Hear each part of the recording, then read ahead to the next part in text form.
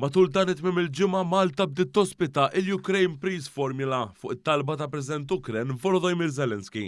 Għal din il-laqgħa għolja qed jattendu madwar 60 delegat qoli minn pajjiżi differenti, fosthom minn pajjiżi kbar bħall-Istati Uniti, il-Ġermanja, Franza, l-Arabja Sawdija u t-Turkija.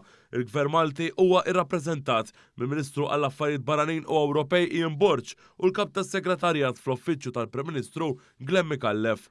F'messaġġ rikordjat li għadda waqt din il-laqgħa għolja, il-Prim Ministru Malti Robert Abela qal li l-komunità internazzjonali trid taħdem għal paċi kemm f'dak li qed jiġri fl-Ukrajna u dak li beda riċentament fil-Lvant Nofsani. Today is about building bridges and building understanding. It is about working relentlessly with our partners in Europe and beyond to stand up for peace.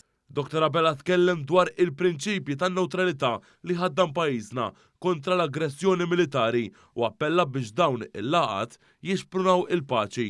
And we will, as effective and credible peacemakers, do our best to play a significant role in actively promoting peace and security, including through meetings like we have today.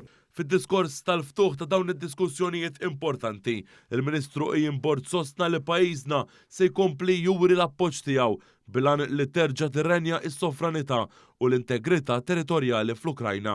Il-Ministru Borg tenna li din il-laqa hija turija b'saħħitha ta' fiduċja li Malta tista' sservi bħala pont għal paċi.